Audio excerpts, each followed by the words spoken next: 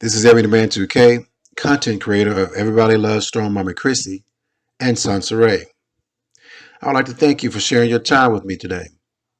Shout out to all my chat room members and listeners who may be listening in your car, in the kitchen cooking, working out, or just listening while you work. Your time is greatly appreciated. Make sure you hit thumbs up, subscribe, and hit the notification bell and set it to all. Again, I thank you and I hope you enjoy this presentation. Now, before we begin, I would like for you to put your screen on full view. Please put your screen on full view. Now, I would like to dedicate this story time to the GOAT, the late Notorious B.I.G., aka Biggie. And I'm going to start it off with some inspired words by Biggie. It goes a little something like this. I want you to grab the keys to your car, call your peeps on the cell, and bring some weed. I got a story to tell. This is Every Man 2K. Yes, you read the caption correctly. I was at a house party in Atlanta, walked up and introduced myself and had conversation with a girl I had already smashed and forgot who she was. And I know you're probably wondering, how could this have possibly happened? Well, I could counter the question by stating that this could easily happen, given the circumstances of how the dating game is played in the ATL. But I'm going to walk you through it. Yes, I'm going to walk you through it. All my listeners in New Orleans, we going second line to it. We going second line to it. Chicago, we going to step in the name of love. Cali, we going to crip walk. That's what I'm going to do in breaking down the dating game in Atlanta. That could lead someone double tracking on smashing someone and forgetting who they are. Now, if you are single and dating in Atlanta, for the most part, you are operating within a defined social clique. You are operating within a defined social clique. For most, half of the clique has already been defined before they take one step inside the 285 loop. As transplants come into the city, they bring in their identity formed by their hometown and prior contacts. On Jay-Z's song Public Service Announcement, he says, no matter where you go, you are who you are, player. Nigga, you was who you was before you got here. This notion rings true with transplants who move to Atlanta. Even though you moving to Atlanta, you gonna be who you already are. No matter where you go, there you are. So let me give you a quick example of what I'm talking about. To bring my point home, let's say you from Chicago and you graduated from the HBCU, Howard University. Now, when you move to Atlanta, you already gonna gravitate to other people your age from Chicago and who graduated from Howard around the same time as you. Now, your clique may even extend just a little bit further with other HBCU grads. So automatically, 50% of your social clique is already defined. The other 50% is going to come from your workplace, your church, or maybe social groups you may join after you move there. So here's the thing. When you merge all these groups together around your same age, to create a dating pool, how many people do you think that is? Guess. How many? I can say with complete confidence, based on my experience in dating in Atlanta, that most people are operating in a real individual dating pool of less than 100 people. Less than 100 people. Now, out of that 100 people, you got about 20 niggas banging about 80 women at about 4 women apiece on rotation. That's about right.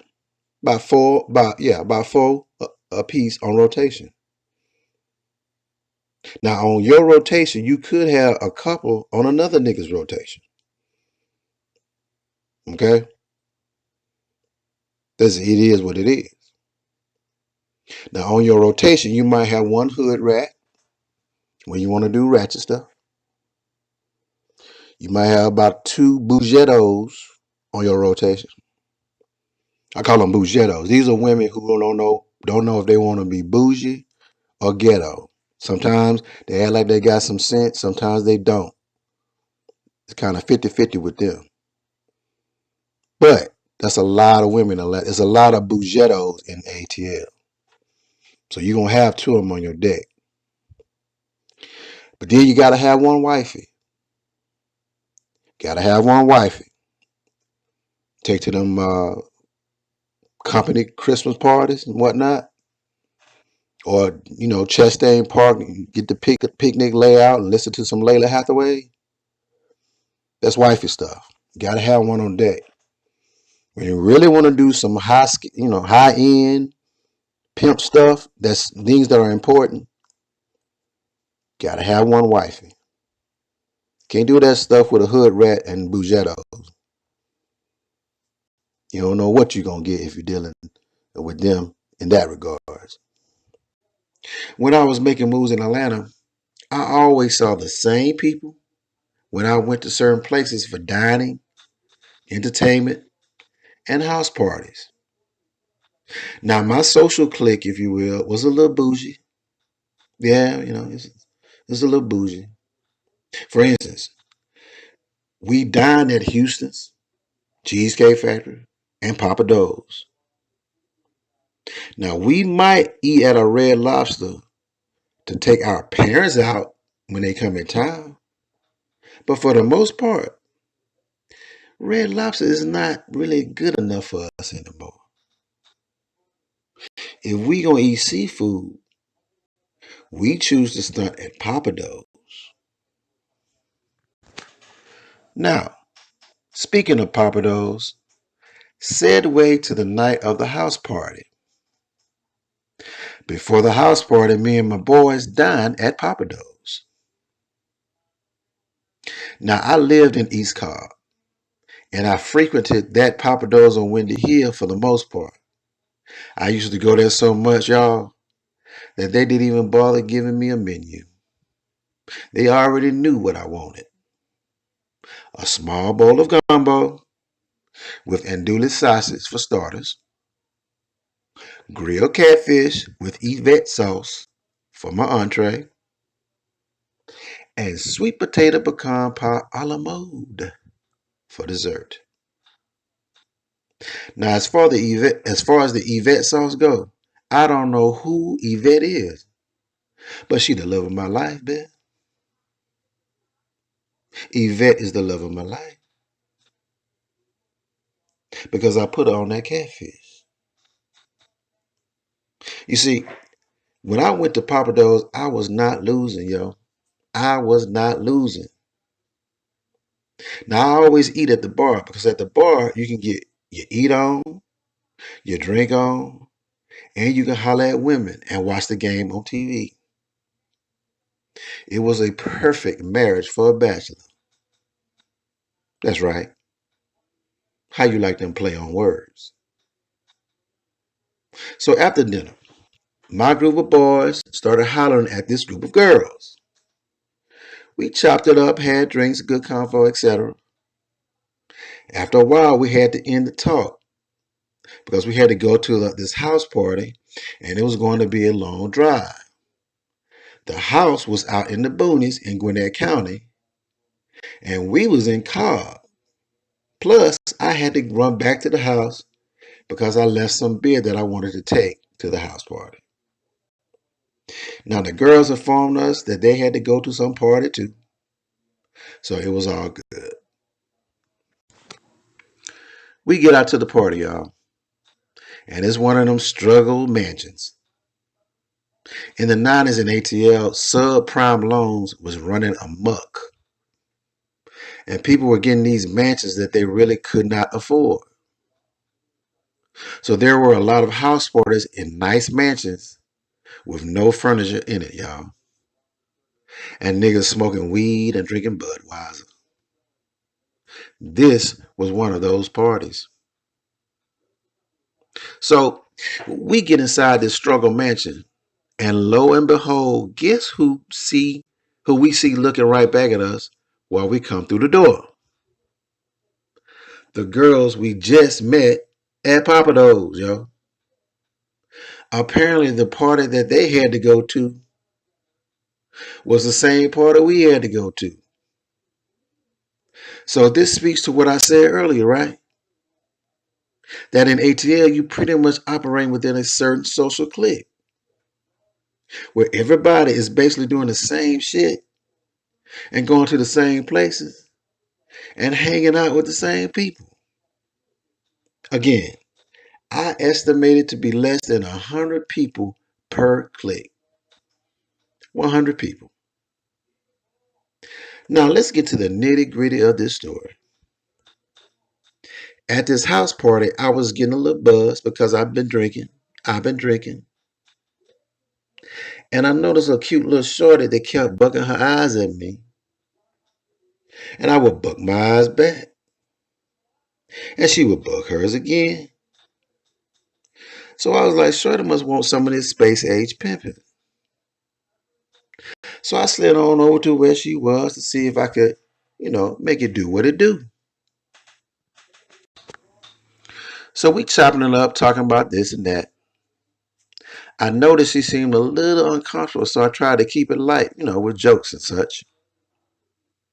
We end the conversation, exchange numbers, and she goes on into the kitchen with the other girls, and I stay where I am and reflect on what just transpired. I'm a bit intrigued because Shorty reminded me of a girl I got with just a year before. Now, like I said, I was a little tipsy, and in moments like this, sometimes I start having conversations with my conscience. I call it Ebb versus 2K. In this situation, I'm the lit 2K talking to Ebb in my head. It goes a little something like this. All right, Ebb, what you think, man? Ebb says, "Shut all right, yo. But like you said, she does remind me of that girl we hit last year." I said, "Yeah, you right, Ebb."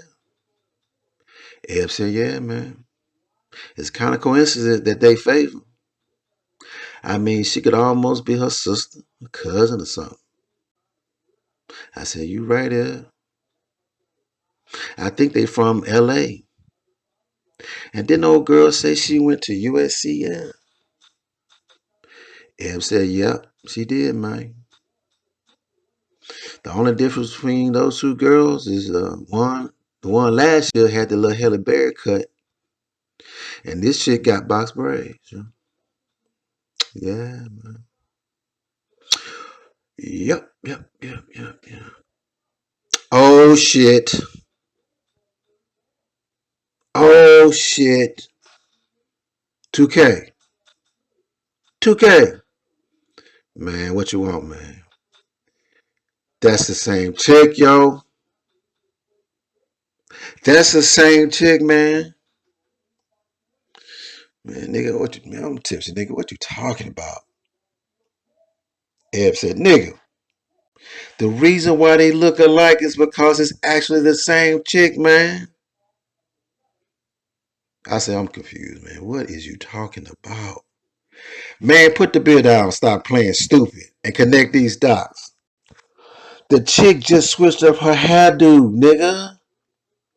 And the reason why she was acting so nervous was because she was trying to figure out why you was playing like y'all ain't fuck. Y'all, my conscious Ed was right. This girl figured out during the conversation that I forgot who she was and just played it on off like a G, yo. She played it off like a G. Man, forget about LeBron James. Shawty is the real MVP. The real MVP. Now, remember I told you she went to the kitchen after we chatted. Well, I had to go through that kitchen to get to my car. So when we left, I manned up and tiptoed through that kitchen, and I gave her a quick glance to see if she knew what I now knew. Her stare at me could cut glass, and her eyes said, nigga, you need to go give your life over to Christ. Give it over to Christ. Now, I tell you this story not for sympathy and not for shits and giggles, but I tell you this story to show proof of my initial statement that the dating game in Atlanta is one that operates under small social cliques, where for the most part, you're going to always see the same people, the same places, and do the same things. And you're always going to come around full circle. Well, my friends, in this situation, on this night, that circle was as big as Interstate 285, man. As big as Interstate 285. This is your boy, Ebony Man 2K. I thank you for listening to my story time when I was a young man dating in Atlanta. I wish you well, peace, and I'm out.